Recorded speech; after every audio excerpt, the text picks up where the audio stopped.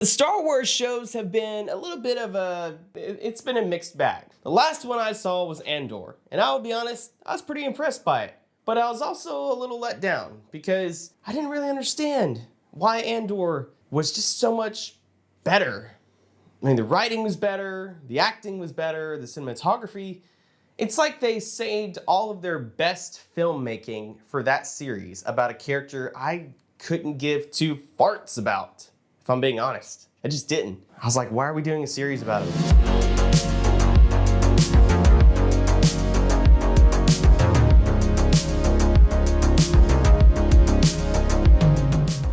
Now this show I've been excited for because I actually really liked Rosario Dawson in this role. And I thought it was a great idea to bring her onto live action. I never finished Rebels. I don't really know what happened to her on that show. I only know that she almost died and got saved. And I think since then she's been like, she's not a Jedi, but she's still around. The point is, she has grown to be a pretty important character in the Star Wars universe, and probably more so than ever because we've actually gone back and acknowledged like the prequels more. So I feel like I'm a patient audience. The first sequence with Ahsoka in this, you know, these ruins, she's looking for this device, whatever. Some people would think that's a little boring, but I was eating it up. I was like, oh yeah, we get a little bit of Indiana Jones style Star Wars here, you know? And that's what to me is great Star Wars. It's adventure. She doesn't strike me as a character that does things willy-nilly. She's not random, you know? She's very intentional. And the last time I saw her, she was looking for Thrawn, so I knew this was related. The transition from her into getting together with all the Rebel characters is fine and good. It does present a little bit of a problem if you haven't watched that much of Rebels. But Rosario Dawson does really well in the part. She's believable, she has all the nuances, she's got the confidence, and she's always been a great actress. So I think she's carrying this role perfectly. They cast her perfectly. I love it. The only thing is, I feel like she's lure-strained sometimes. I feel like she's a little stoic, but I don't know that that's a bad thing. I'm a little curious to see where it goes. You know, her character from Clone Wars is a little different from like Rebels. You know, there's some time in between those series and she's gotten a lot, you know, more complicated and grown up, and she's been on her own. It's not little snips anymore. It's, you know, freaking, Ahsoka. I want to get to know who she is, because even though I saw her in the Clone Wars, I still feel like I don't really know what she's thinking. What motivates her? What gets her up every day? But anyways, the character, let's talk about the character for a second. REY Stevenson is by far my favorite on the show, the late REY Stevenson. He plays Balin Skull, something like that. I can't say these guys all have weird names. He strikes me as more of like the classic kind of villain, you know, like almost like a Count Dooku-ish villain. Balin makes a pretty interesting introduction, and you quickly realize he's a force to be reckoned with. I have no idea where he comes from. I don't know anything about his apprentice. I'm cool with the more traditional looking kind of Star Wars villain, you know, looking more like Count Dooku or somebody like that. So far, I think he is probably the most interesting, well-written side character on the show. I think he steals a lot of the scenes that he's in, because he carries that gravitas and that experience. This is where I run into the good and the bad are like two sides of the same coin for me. I don't want this show to be just Rebels Season 5, because number one, I think that's very alienating to fans who have not seen Rebels or were especially invested in any of the animated shows. I just want to jump in and kind of know what's going on, and I don't want to have to sit through a bunch of extra material just to understand basic plot points. I feel like every series is doing this now. Even my favorite video game series are doing this now. Like, I have no idea what the heck is going on in Halo. They don't tell you a big plot point, you know, like Cortana, what they ended up doing with Cortana. Like, good grief, guys, you think you could have let me in on that before I started playing the game? They're like, we did, you should have read the book. Shut up, I don't want to read your book. I'm a student. You think I got time to read all of your little books? No. I'm trying to read Oppenheimer right now. You think I got time for that? No. That's why I'm not gonna finish it. No, I'll finish it one day.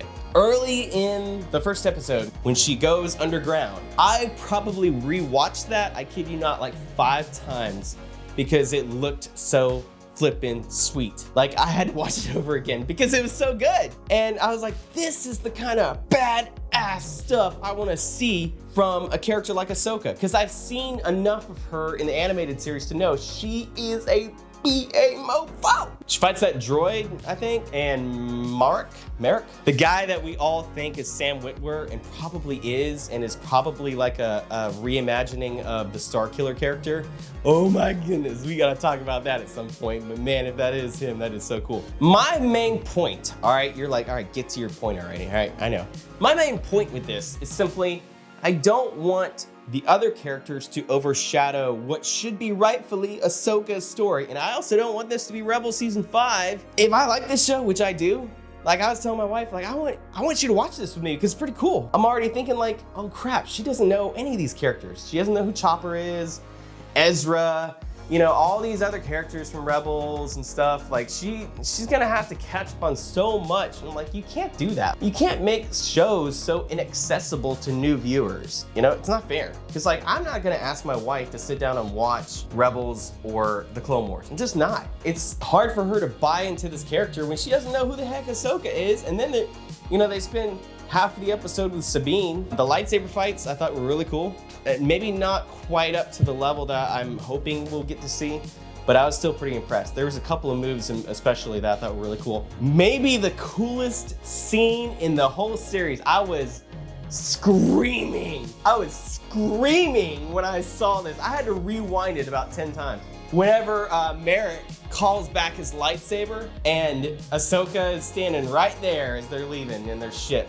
And she just, like that, you guys know I love Rey, but this is the kind of subtle stuff that you should have been doing with Rey. In all the sequels, I didn't see anything nearly that subtle and cool all at once. When I saw her just sidestep it like, what you got?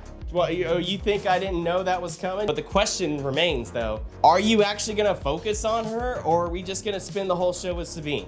I'm sorry, I know that sounds really harsh. That is not a knock against Sabine or the actress or anybody. But I am saying the show is called Ahsoka and I want to see Ahsoka. I feel like that's pretty fair. If you wanted it to be Rebels Season 5, advertise it as Rebels Season 5. Which I know would be complicated because you're like, wait a minute, Rebels was an animated show. How are we gonna do this? I don't know. So for the John Hand rating scale, all right, I'm gonna come up with a John Hand rating scale. Now, most people do an A, B, C. I'm gonna give the first 2 episodes like an 8 out of 10, all right? And it does. That means it gets the John Hand signature of approval. This show gets the John Hand signature of approval. Boom. You know, something like that. I don't know, we'll figure it out. I'm still figuring out how to do this green screen stuff. Anyways, I wanna know what you guys thought of Ahsoka. All right, just tell me if I'm wrong, all right? You tell me if I'm wrong. Is this reasonable to expect Ahsoka to take more of a central presence on her own show? I feel like that's crazy. I feel like you're saying I'm crazy. See you guys for the next episode of John Hand Entertainment. Just get out of here, all right? Get back to your TikTok. Get back to your Instagram and all your little Snapchats. Talk to the hand. Okay, bye.